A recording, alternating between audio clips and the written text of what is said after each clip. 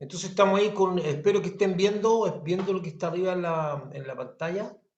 Eh, tenemos al Ministerio de Bethesda de Viña del Mar, y el pastor Ronald con el Ministerio de Bethesda en Estados Unidos. No sé si yo les conté que ya en Estados Unidos el pastor Bethesda no en Santana una casa y deja un lugar que es mucho más chico que el que tenía, pero ya necesita tener un lugar propio, según lo que nos contó él, así que está desde otro lugar. Y de acá de Chile hay tres ministerios de Bethesda en Santiago. Está el ministerio de Bethesda de aquí de Quilpué, con el pastor Óscar Muñoz, y tenemos el ministerio de Bethesda aquí en Viña. Entonces, vamos al estudio. Entonces, no estoy viendo a ninguno de ustedes, están todos con pantalla apagada, pero me imagino que tendrán su motivo. Vamos a entonces, la serie del Evangelio de Marcos, el Evangelio de Marcos, el estudio número 59. Tenemos 59 estudios.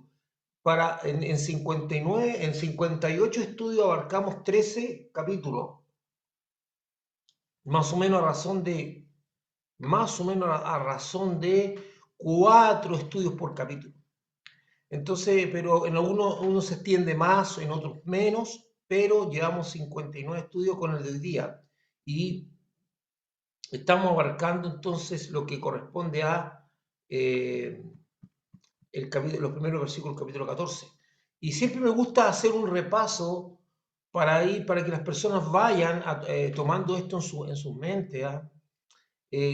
Ojalá quede un poco del entorno. Entonces, el Evangelio de Marcos es uno de los evangelios más pequeñitos, también se supone o se cree que fue el primero, y abarca desde el nacimiento, perdón, desde el bautismo de Jesús hasta su resurrección y posterior partida hacia el cielo. Y este evangelio es sinóptico porque tiene paralelos con los evangelios de Mateo y Lucas, aunque también algunas veces hay pasajes que se repiten también en Juan, rara vez. Por ejemplo, el que vamos a estudiar hoy día también está en Juan. De hecho, no está en Lucas, pero está en Juan. Y data del año 60, años 60, sí, años 60 después de Cristo. Entre años 60 y 70 después de Cristo. Estas fechas son como fechas más o menos tentativas. No es que 70 años después, 60 años después, no. Porque realmente hasta el nacimiento mismo de Jesús, cronológicamente, no está muy claro. Algunos dicen que son 30 años después de lo que nosotros creemos que fue, desde el momento que contabilizamos los tiempos eh, como era cristiana. Acuérdense que el calendario nuestro es de la era cristiana y nosotros contamos los años desde del año 1 a partir del nacimiento de Cristo. Ahí empieza el año 1 y de ahí para atrás antes de Cristo. Y es importante porque Jesucristo marcó, gústele a las personas no, una época, marcó un momento. Hay muchos que han querido cambiar este calendario, destruirlo. Y de hecho el calendario judío, que no es un calendario que reconoce a Cristo, tiene más de 5.000 años. Te cuenta como con 3.000 años para atrás. Y el calendario, o más, hay más años creo. Y el calendario eh, musulmán tiene 1.400 años, porque a partir del año 700 que nació la religión musulmana. Entonces, pero nosotros tenemos este calendario. Te hablamos del año 60, 70 después de Cristo. Y veamos. Vamos a leer Marcos 14 del 1 al 11, porque estamos partiendo el capítulo 14 de Marcos. Ya cada vez nos aproximamos más a los capítulos finales, o al capítulo final, que es el capítulo 16. Entonces vamos a leer Marcos del 1 al 11, y dice: 2 días después era la Pascua y la fiesta de los panes sin levadura. Por favor, es súper importante que en este texto veamos que hay un I ahí. La fiesta de la Pascua o sea, la fiesta de los panes sin levadura. Vendrían siendo dos fiestas distintas. Y algo vamos a hablar ahora de eso. Y buscaban los principales sacerdotes y los escribas cómo prenderle. por engaño y matarlo. Hay palabras clave. Estábamos hablando, la palabra clave era la fiesta de los panes sin levaduras, y la palabra clave que es engaño.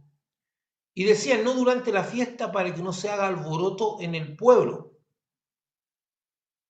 Pero estando él en Betania, en casa de Simón el leproso, y sentado a la mesa, o sea, estaba comiendo, vino una mujer con un vaso, o un frasco, un vaso de alabastro, de perfume de nardo puro, de mucho precio. Bueno, si está hablando de algo que está puro, quiere decir que se destiló y ni siquiera adelgazado o se ha diluido con algo, con otras cosas. Dice que era de mucho precio y quebrando el vaso de alabastro, se lo derramó sobre su cabeza. Y hubo algunos que se enojaron dentro de sí y dijeron, ¿para qué se ha hecho este desperdicio de perfume? ¿Para qué se ha hecho este desperdicio de perfume? Es una pregunta realmente. Interesante porque dice que dice ahí que quebró el vaso. Tal vez para acceder al contenido fue necesario hacer eso. De hecho, hay algunas cosas que vienen selladas, pero a mí no me consta que en la antigüedad habían elementos líquidos sellados. Por ejemplo, usted tiene una ampolla que es de una vacuna y generalmente las ampollas de vacuna vienen selladas y eso las enfermeras usan como una limita o con la mano la quebran así y ahí ya se quiebra el frasquito donde viene la vacuna o algún tipo de líquido. También hay líquidos que se toman que vienen sellados de esa manera. Remedios, estoy hablando. Entonces, aquí da la idea de que fue necesario romper el vaso. Son detalles que no todos los evangelios concitan, ¿ah? Pero no necesariamente citan, pero que nos van dando un panorama más amplio. Dice, sigamos siendo adelante, entonces dice, porque podía haberse vendido, o sea, hay una reacción aparentemente de un grupo de personas que están cuestionando lo que ha hecho esta mujer, considerándolo un desperdicio, porque podía haberse vendido por más de 300 denarios y haberse dado a los pobres, y murmuraban contra ella. Hay otra palabra clave, murmuración. La palabra pobres. Buena obra me ha hecho. Siempre tendréis a los pobres con vosotros, y cuando queráis les podéis dar a hacer el bien. Pero a mí no siempre me tendréis. Está hablando Jesús de físicamente.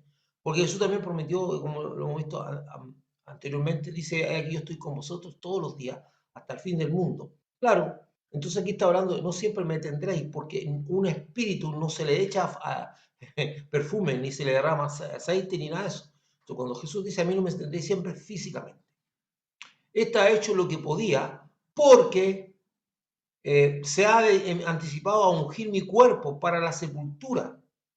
De cierto digo que donde quiera que se predique este evangelio, en todo el mundo dice, donde quiera que se predique este evangelio, en todo el mundo, ¿qué es lo que va a pasar cuando se predique este evangelio en todo el mundo?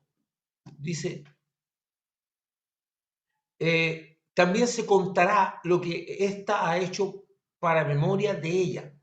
Entonces Judas Iscariote, uno de los 12, fue a los principales sacerdotes para entregarlo.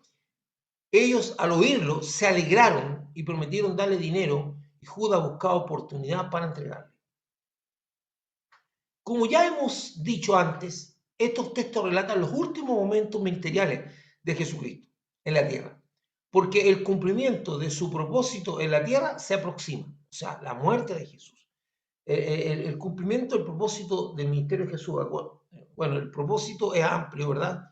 Porque Jesús vino al mundo a ser la luz del mundo, a entregar una palabra, un evangelio de esperanza, una buena nueva de esperanza, y que esa buena nueva tiene su culminación para ser efectiva con la muerte de Jesús.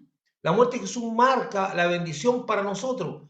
¿Qué es lo que marca? Que nosotros tenemos una esperanza de ser libres del juicio eterno, o sea, digamos, salir absuelto del juicio, no que vamos a librarnos del juicio, o sea, vamos a salir absueltos por la sangre de Jesús. Entonces, el relato bíblico dice que la conspiración de los líderes religiosos para matar a Jesús se intensifica. O sea, esta cosa va creciendo, esto que nace como un pensamiento, porque las cosas no nacen de la noche a la mañana. sino que van germinando en nuestras mentes, que en nuestra mente es el motor de todas las cosas. Y cuando nosotros le damos cabida al diálogo mental, los pensamientos maduran para bien o para mal. Hay pensamientos que maduran para bien, porque la meditación es buena, pero la Biblia recomienda meditar en torno a qué? A la palabra de Dios. No a ese caldo de cabeza, perdone la expresión que use, que es algunas veces tremendamente dañino. Y algunas veces hay personas, por ejemplo, y yo conozco ese tipo de personas, porque algunas veces lo expresan en voz alta, donde pasan pensando lo que harían, lo que le dirían a una persona que le hizo mal, si se la encontraran, y ensayan diálogos que tienen mentales con las personas y han meditado, y cuando me lo encuentre le voy a decir esto, esto, otro. Y algunas veces te lo expresan abiertamente cuando están conversando contigo. O sea, ya pues terroriza. Y tú dices, bueno, eso es un repaso al pensamiento de ese instante.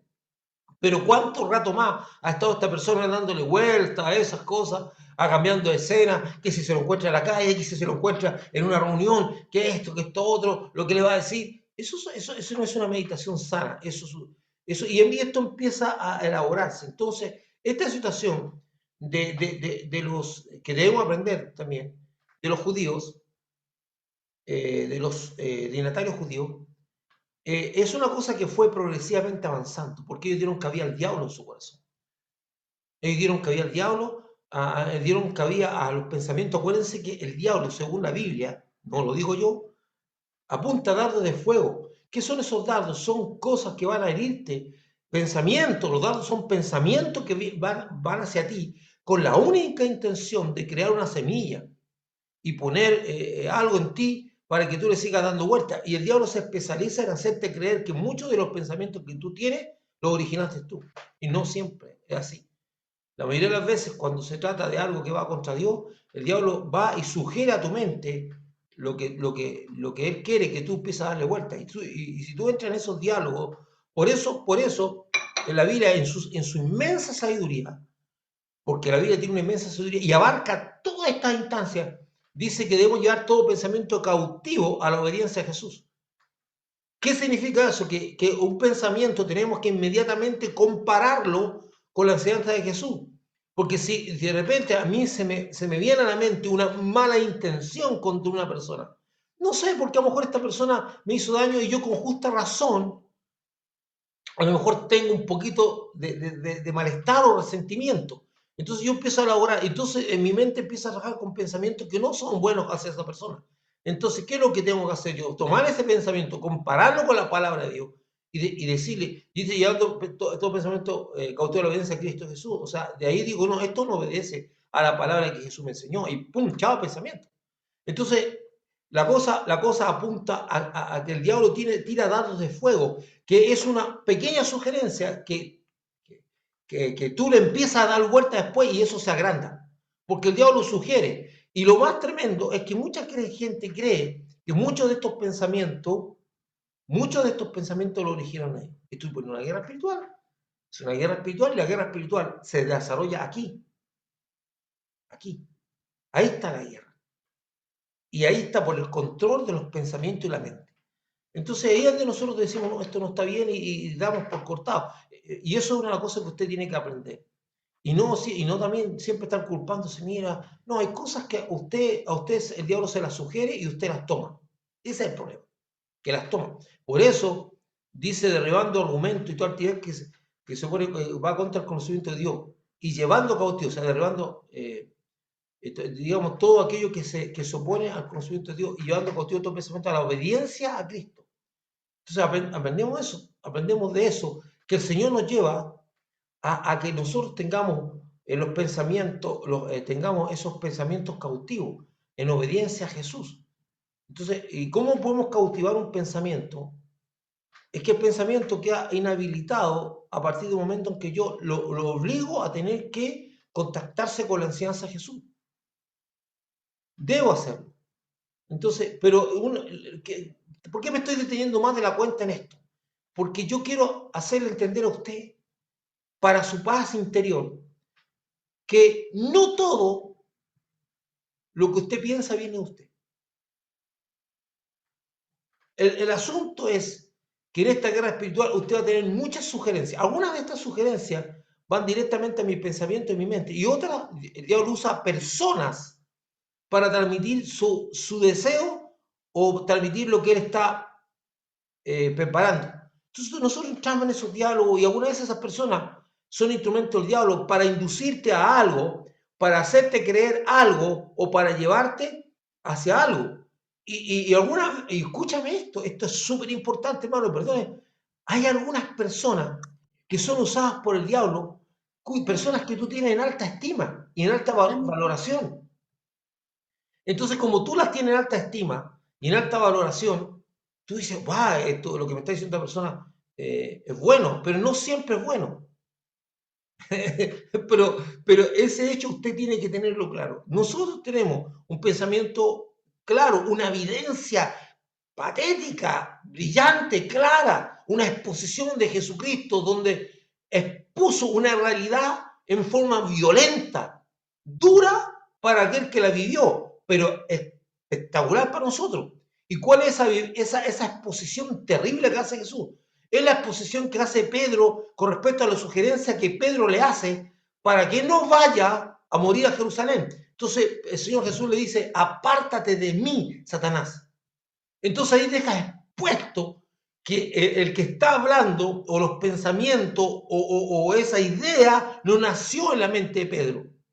Por lo tanto, Jesús se dirige mirando a Pedro al originario de la idea y le dice, aparte de mí, Satanás. Entonces, por eso yo quiero que usted entienda que no todos los pensamientos. Entonces, volviendo al relato, esto que pasó con estos líderes se empezó a incubar desde mucho antes, desde que Jesús empezó el ministerio. Al principio con el rechazo, con el malestar, con las pruebas, con todo eso, para terminar en una franca conspiración para matar a Jesús.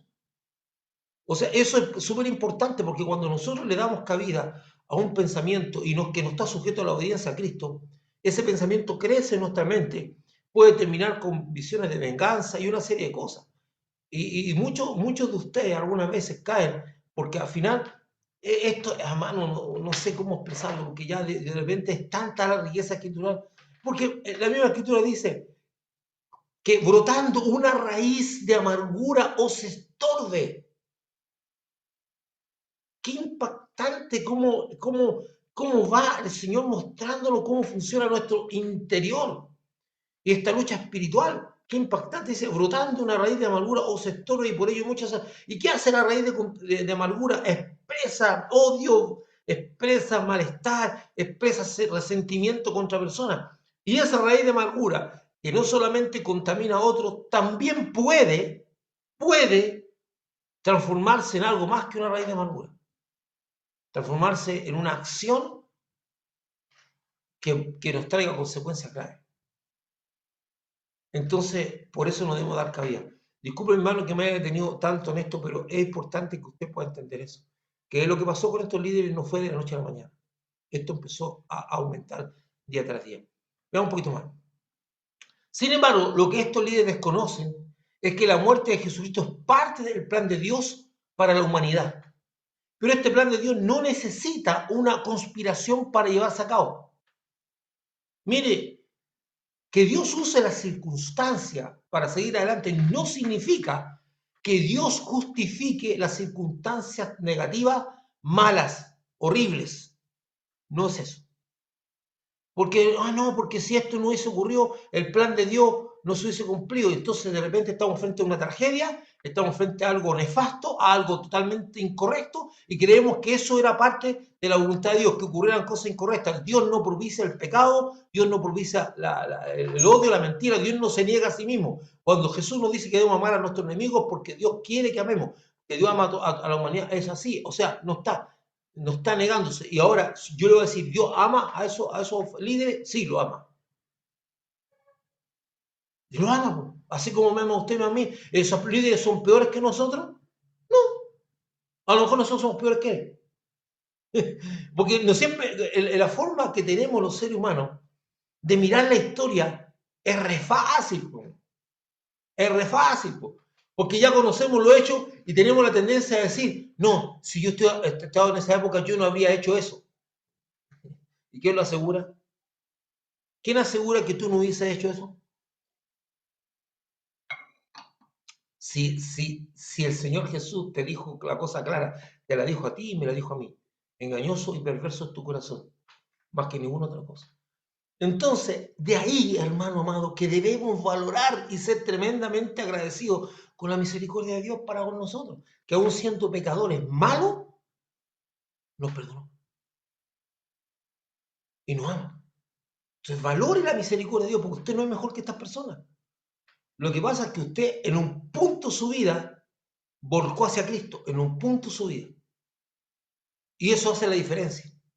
Le creyó a Dios en un punto de su vida. Estas personas pueden, de hecho, entre esas personas había un José de la Metea, había otros que estaban muy comprometidos con el Señor. También, acuérdense de Nicodemo. Entonces sí habían personas que fueron tocadas. Bueno, sigo adelante. Dice que Dios no necesita esta conspiración para llevarse a cabo. O sea, no es que vamos a usar esta... No. Más Dios conoce el corazón del hombre y sabe lo que hará. Porque la Biblia dice que la luz vino al mundo y los hombres amaron más las tinieblas que la luz porque sus obras eran malas. Y eso es lo que pasaba con estas personas. Hermano, los intereses sociales, los intereses económicos. Aquí una de las cosas que primó en el corazón de estas personas fue la idea de no perder los lugares de preponderancia que estaban siendo puestos en peligro por Jesús. Porque en un momento a Jesús los descalifica de manera algunas veces fuerte, violenta, y algunas veces los descalifica cuando dice hagan todo lo que ellos dicen, pero no hagan nada de lo que ellos hacen, ¡pum! ¡Chao! Lo está descalificando. Entonces están perdiendo esa admiración, ese respeto, ese lugar de autoridad o ese lugar de gobierno. Y ahí empiezan las ambiciones, porque hasta el día de hoy nosotros lo podemos ver, incluso este último tiempo hemos visto en la digamos, Asamblea Constituyente, cómo se han estado peleando por unos puestos y nosotros estamos, decimos, así es el ser humano, si la naturaleza del ser humano no cambia. Eso ocurrió en la época de Jesús con estas personas, ocurre ahora en Chile con estas otras personas, siempre está las ambiciones de poder y las cuotas que quieren tener, o las cuestiones económicas, los privilegios que la gente no quiere perder. Por eso Jesús irrumpe con una palabra, con un evangelio que destruye todo eso y que te enseña a amar, a compartir, no a través de leyes institucionales, sino que del gobierno de Dios en tu corazón. Tú beneficias a aquella persona necesitada porque ama, tú compartes, tú estás preocupado y ahí nosotros como cristianos alguna vez hacemos cositas para ir en ayuda de las personas que están necesitadas, porque es el mandato de Jesús y porque nuestro corazón se motiva a hacerlo, porque por amor a las personas, no por una ley e institución, porque las cosas por leyes terminan en corrupción. Y esto es impresionante, mire, en Argentina hubo un escándalo mayúsculo hace años atrás, cuando estuvo la guerra de las Malvinas. En esa época se llamó a las personas a mandarle cosas a los soldados. Y la gente le mandaba chocolatitos, galletitas, pa. Entonces, con algunas veces con un sentimiento ya a los soldados que estaban peleando. Terminó la guerra, pasó el tiempo, y un día una señora va a comprar un chocolate a una tienda, saca un chocolate, lo abre y entre medio del chocolate venía una carta de una niña a un soldado. ¿Cómo terminó ese chocolate en el supermercado? ¿Por qué no llegó a destino? En un negocio realmente. ¿Por qué no llegó a destino? Por la sencilla razón que hubo gente que tomó eso por la misión y lo vendió. Pueden haber sido autoridades de gobierno y todo. Y eso pasa todos los días y a cada rato. La gente no tiene misericordia ni compasión por el que está sufriendo. Hay gente que es capaz de vender hasta a su mamá. Y no lo hacen por maldad, lo hacen por conveniencia. Esa es la lucha del ser humano, de todos nosotros. Y ahí es donde viene el valor del Evangelio de Cristo que irrumpe y da un golpe al corazón para sacarte esa manera de actuar. Usted ni yo, Pablo lo dice claramente, ni usted ni yo somos mejores que ellos. No dice, si tú dices, no, es que, ¿cómo esa gente hace eso? Es que somos iguales. Si lo que pasa es que tenemos el freno del Evangelio del Señor que caló en nuestros corazones y nada más. No hay mérito alguno en nosotros. Bueno, siguiendo adelante. Amaron más las tinieblas que la luz porque sus obras eran malas. Perdóneme, hermano, que me apasiona un poco, pero es así, así leemos un poco. Dice, 2 días después era la Pascua y la fiesta de los panes sin levadura, y buscaban los principales sacerdotes y los escribas cómo prenderle por engaño y matarle. Y decían, durante la fiesta, no durante la fiesta, para que no se haga alboroto en el pueblo. Aquí hay dos cosas importantes. Vamos a ver. ¿Qué es lo que es la fiesta de los panes sin levadura? Cuando Dios liberó a los israelitas de la esclavitud en Egipto, les dijo, 7 días comeréis panes sin levadura. Eso está en Éxodo 12:15. Más adelante leemos que ellos cocieron tortas sin levadura de la masa que habían sacado de Egipto, pues no había leudado, porque al echarlo fuera de los egipcios no habían tenido tiempo ni para prepararse comida. Está en el versículo 89. El proceso de fermentación que hace que el pan se leude lleva tiempo. Los israelitas habían salido apresuradamente de Egipto, así que cocinaron y comieron pan sin levadura. Lo que empezó como una necesidad continuó por una semana. Dios de manera apropiada llamó este periodo la fiesta solemne de los panes sin levadura. Eso está en Levítico 23:6. Entonces, su nombre en hebreo es matzah, que significa pan sin levadura, que es lo que consumen los judíos ahora, el matzah. Normalmente ocurría entre marzo y abril de nuestro calendario, los cuales a su vez corresponden al primer mes del calendario hebreo original, que es Nisan. La fiesta de Pascua ocurría al final del día 14 de Nisan, de eso entre abril, marzo y abril, el día 14, que era el atardecer. Ahí ocurría la fiesta de la Pascua. La fiesta de los panes sin levadura sucedía esa misma noche, o sea, terminaba la Pascua y empezaba inmediatamente la fiesta de los panes sin levadura, que era por 7 días. Súper interesante, eso está en Éxodo 2:8. O sea, aquí está hablando Jesús de dos fiestas. El texto, cuando se refiere a la fiesta de la Pascua y de los panes sin levadura, son dos fiestas. Van seguidas. Hay gente que la pone en una sola. En la antigua cuenta hebrea, el anochecer representaba el inicio del día. Es súper importante. Por eso, escuché esto, por eso el Sabbat empieza el anochecer o el atardecer del viernes y termina, porque ellos cuentan el día lo cuentan al final, en la tarde. ¿Por qué? En la antigua cuenta hebrea del tiempo del anochecer representaba el inicio del día, ya que en el Génesis está escrito que fue de esta forma. Primero fue la noche y luego, al hacerse la luz, fue el día. O sea, parten de ellos. Que si usted lo mira, tiene su lógica. Nosotros partimos y dicen, no, desde que sale el sol, empezamos nuestro día. No, ellos dicen la noche y el sol representa la consumación del día. Ya, come. Lo que es notoriamente significativo es el hecho de que, como toda trama conspirativa, está sustentada en la mentira y el engaño. ¿Por qué? Veamos. Dice, perdón, ahí dice, 2 días después era la Pascua y la fiesta de los panes sin levadura. Expliqué lo que era eso. Y buscar a los principales sacerdotes y los escribas cómo prenderle por engaño y matarle. Dice ahí que estaban buscando por engaño. Entonces, lo que es notoriamente significativo es el hecho de que, como toda trama conspirativa, está sustentada en la mentira y en el engaño. Eso es como prenderle por engaño y matarle.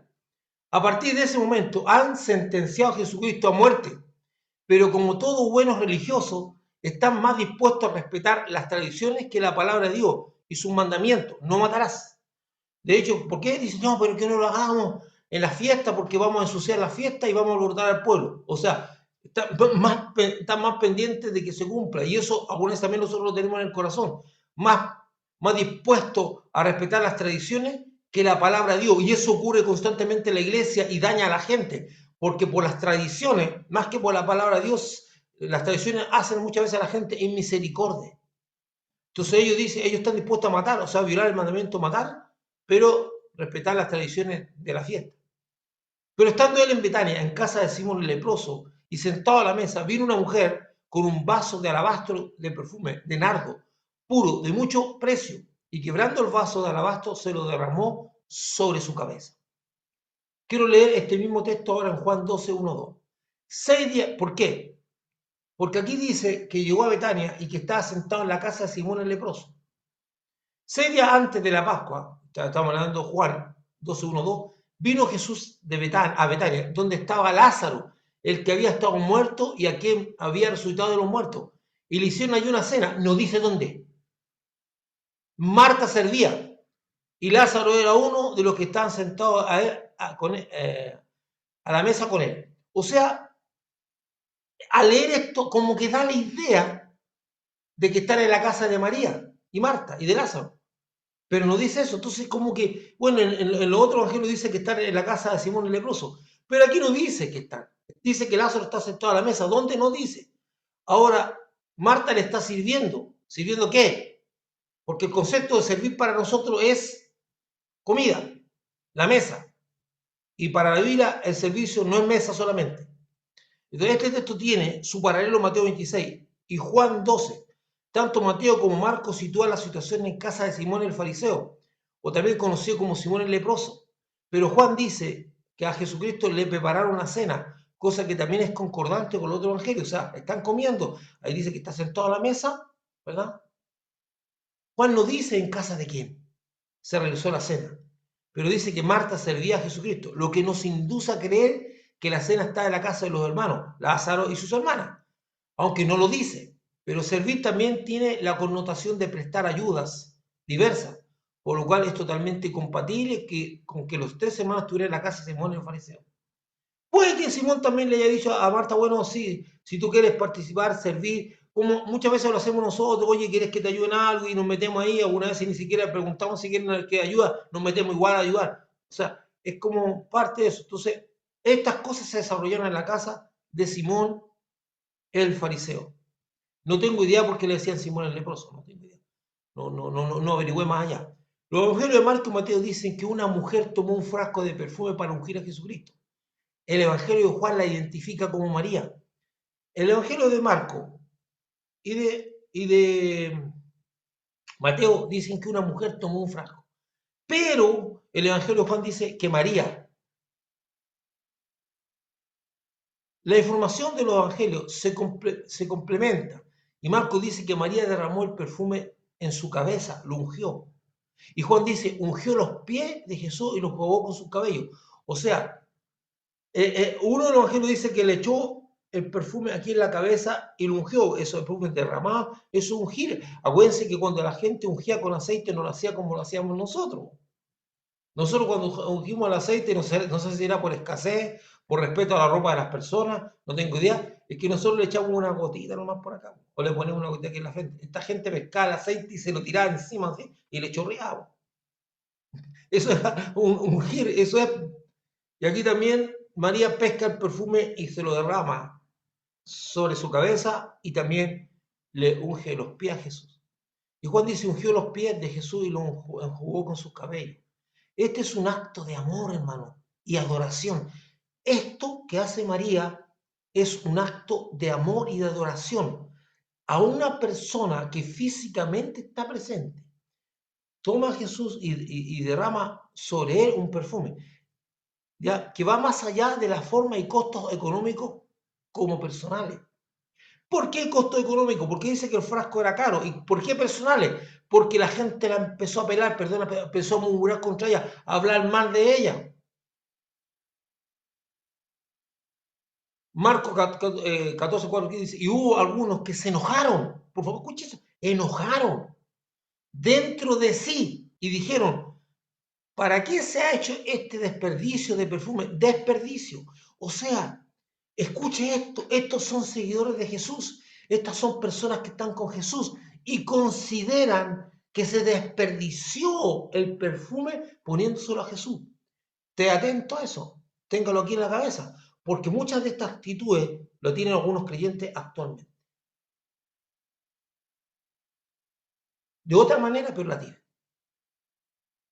O sea, consideran un desperdicio que la María haya puesto sobre su Señor, sobre el creador de todo el universo, sobre el sustentador de la vida, sobre el cual mismo Pedro dijo, tú eres el Hijo del Dios viviente, y hubo revelación, y toda esa gente era consciente quién era Jesús, consideraban que María había desperdiciado el perfume, porque podía haberse vendido por más de 300 denarios y haberse dado a los pobres y murmuraban contra ella. Y aquí empieza, vos.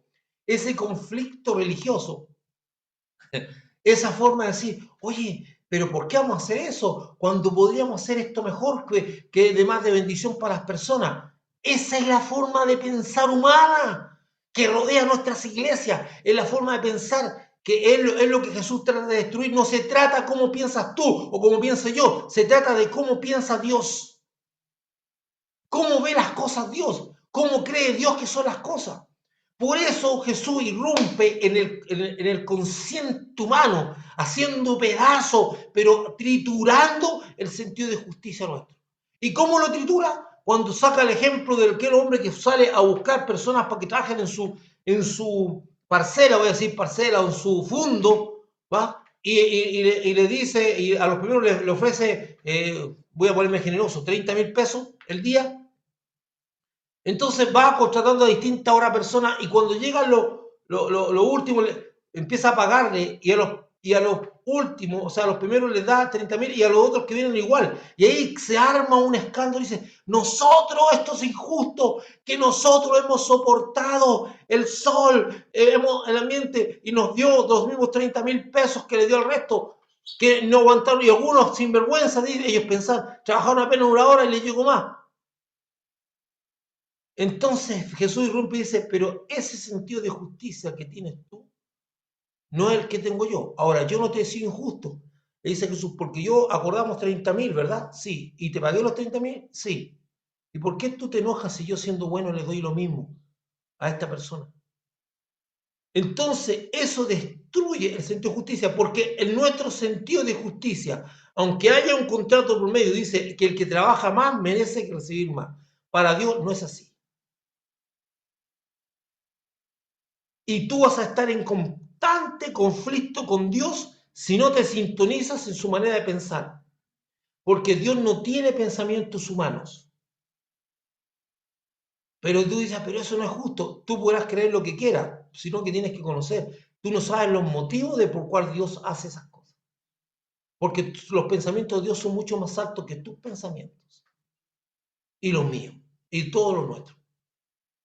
Porque podía haberse vendido, dice, entonces empieza el sentido de, mira esto, otro. No, no se trata de lo que tú pienses, se trata de sintonizar con Dios. La crítica y la murmuración es algo muy propio del ser humano.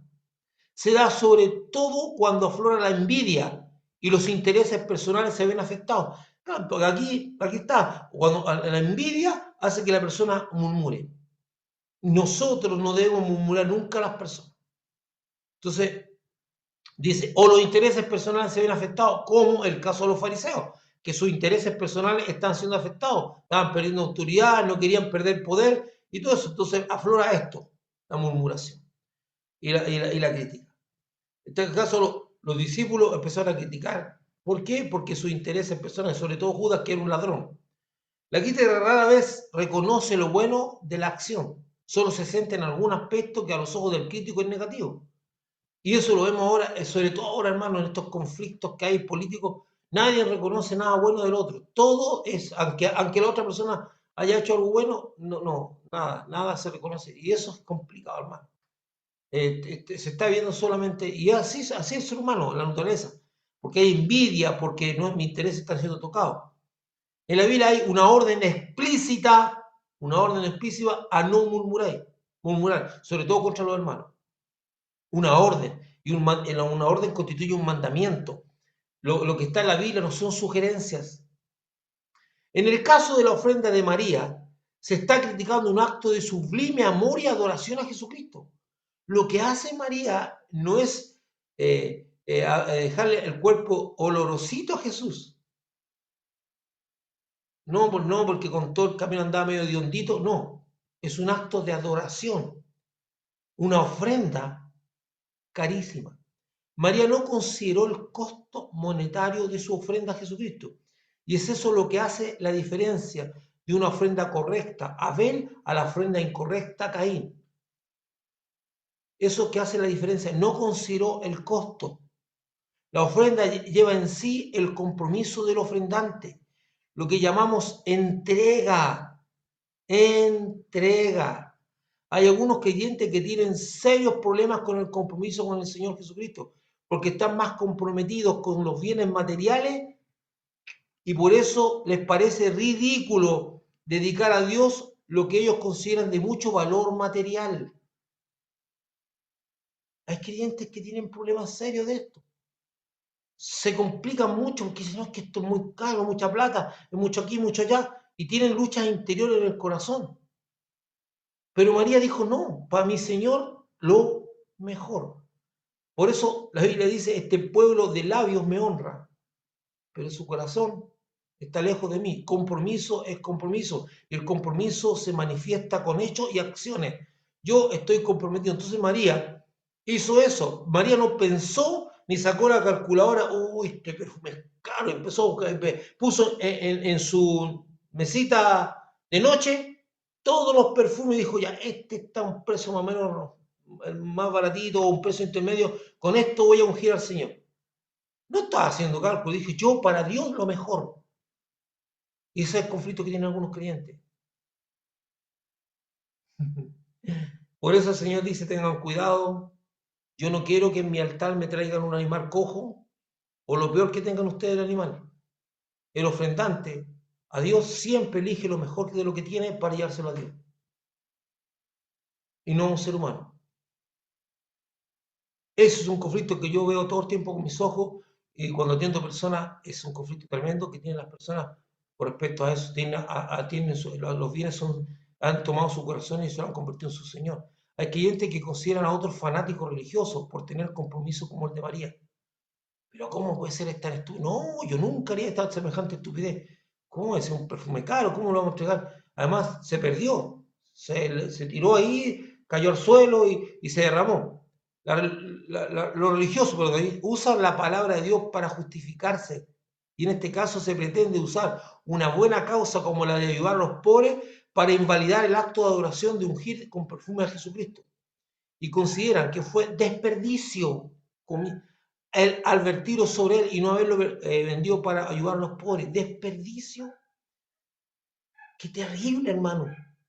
O sea, estamos hablando de Jesucristo. María lo puso sobre Jesucristo. Estas personas, seguidores de Cristo, para que usted se dé cuenta todo lo que tiene que madurar nuestra mente, porque esos son apóstoles, seguidores de Cristo, totalmente validados, que aún tienen una mente aún no transformada para ver la importancia que tiene Jesús. ¿Cómo es que se desperdició? Eso se llama religión pura y dura. Religión pura y dura. Eran unos religiosos hasta los tuétanos. Y esas actitudes también yo las he visto en las congregaciones en las cuales participó. Religión pura y dura. Donde se quiere invalidar un acto de adoración porque no es conveniente, porque podríamos hacerlo así, pero ¿para qué vamos a gastar tanto? Y siempre andan buscando ahorrar para el Señor y esa cosa me revienta. Esa cosa a mí me satura. El hecho de estar buscando siempre, no lo mejor, no vamos a poner el mejor techo, sino el más baratito. Bueno, yo no estoy diciendo que cuando no hay nomás, pues se pone lo que hay.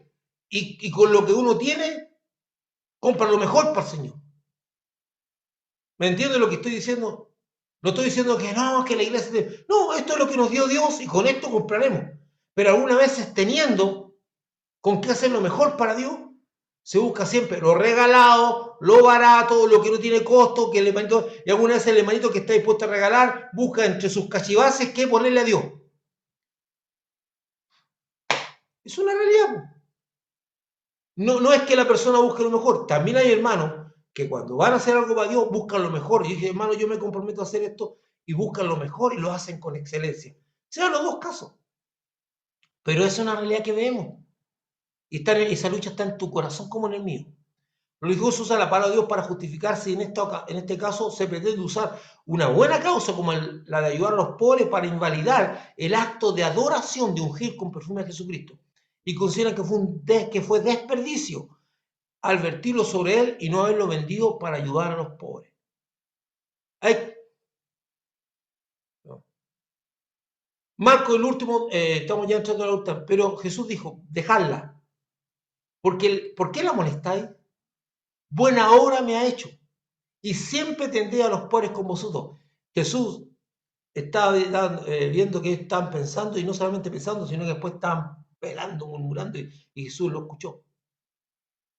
Dice, siempre tendréis a los pobres con vosotros, y cuando queráis le podéis hacer el bien, pero a mí no me tendréis siempre, no siempre me tendréis. ¿Por qué? Porque físicamente Jesús desaparece y el perfume no se echa, no, como dije antes, el perfume no se va a derramar sobre un espíritu, porque Jesús dijo, y aquí yo estoy con vosotros todos los días hasta el fin del mundo. Es verdad, no mintió, Él está con nosotros todos los días hasta el fin del mundo, pero a un espíritu o a la presencia de Dios no le puede echar perfume. Aquí está hablando físicamente, a mí no me van a tener físicamente siempre, dice. Esta ha hecho lo que podía, porque se ha anticipado a ungir mi cuerpo para la sepultura, que si ella no lo hace, esa parte de la ceremonia de sepultura no se hace. De cierto digo, que donde quiera que se predique este evangelio, en todo el mundo, también se contará lo que ha hecho para memoria de ella.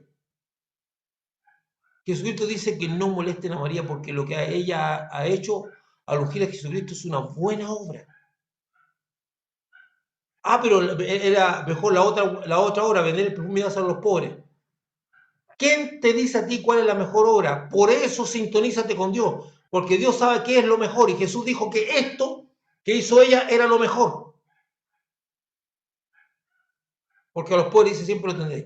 Una vez más el Señor nos enseña que no podemos analizar, juzgar los acontecimientos en relación a Dios con nuestro sentido de justicia o que nuestra sabiduría determine qué es lo qué es y qué no es apropiado. Por eso la Biblia dice que la sabiduría humana es animal diabólica, de la sabiduría que viene en lo alto. Entonces nosotros tenemos que recurrir a la sabiduría de Dios, porque de repente empezamos a mirar las cosas de Dios y las cosas espirituales con mentalidad humana. Y dice que las cosas de Dios no se pueden juzgar carnalmente, con la mente, porque lo espiritual se come a lo espiritual. Hay que juzgarlo espiritualmente. Eso lo enseña la Biblia. Estos son actos espirituales que se juzgan espiritualmente, no con la lógica humana. Y el ser humano constantemente quiere aplicar la lógica humana a las cosas de Dios. Eso no funciona así.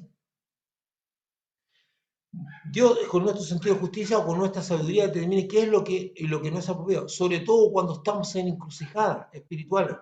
Cómo vender el perfume para dárselo a los pobres o adorar al Señor vertiéndolo sobre él. Es una encrucijada espiritual. Algunos dirán, no, es que esto es un desperdicio. Sí, había gente que decía, y otros dirán, no, es que es el Señor. Entonces, Señor, ¿qué debo hacer? Porque yo sé que tú amas a los pobres, pero yo te quiero. Entonces ahí yo le pregunto a Dios y Él me va a decir qué es lo mejor. Jesús nos enseña sobre las prioridades. La oportunidad de bendecir a los pobres siempre estará disponible, porque el devenir, o sea, cómo suceden las cosas de la humanidad, siempre, en el devenir de la humanidad, siempre habrá pobres. Pobres realmente ahí, con ese. Pero físicamente al Señor no estará siempre. Y dice que María está preparando su cuerpo para su inminente muerte. Y declara que lo que ella ha hecho será honrado por Dios y recordado donde quiera que se predique el Evangelio de Jesucristo. Porque lo que dice Jesús, esa profecía es una profecía del Señor con respecto a María, porque no es que María dijo, ah, ya, Señor, yo ahora voy a hacer cartelitos y los voy a pegar en todas las partes, en todas las murallas de allá de Jerusalén, voy a ir a Belén, voy a recorrer todo Israel, y después para poner cartelitos para que todo el mundo sepa lo que yo hice. No, dice que Dios decidió honrar a María, y dice que a partir de eso, este evangelio será, esta situación será recordada y será predicado en todas partes del mundo. Marco, los últimos dos versículos. Entonces Judas Iscariote, uno de los dos, estamos en el 10 y en el 11, fue a los principales sacerdotes para entregárselo. Ellos al oírlo se alegraron y prometieron darle dinero y Judas buscaba la oportunidad para entregarlo. Frente a este acontecimiento sabemos por el relato bíblico que de la última cena que Judas Iscariote permitió que Satanás llenara su corazón por su falta de fe. La fe es el escudo para detener los dardos de fuego del maligno, según lo que dice Efesios. Por lo tanto, ese hombre carente de fe, el diablo penetró su corazón. Y porque Jesús dice que cuando le pasó el pan, el diablo empezó a actuar sobre él. Y además estaba dominado por la avaricia y se ofrece para entregar a Jesucristo por dinero. De esta manera servir a los propósitos conspirativos del liderazgo religioso. Judas es más que un personaje señalado como el traidor más grande de la historia, sino también representa a muchos oyentes o creyentes que también venden a Jesucristo cuando lo ponen en último lugar de prioridad y propósito de vida. Si Judas representa un personaje, cuando yo cambio al Señor por mis propios intereses, cuando yo niego al Señor, estoy siendo un Judas.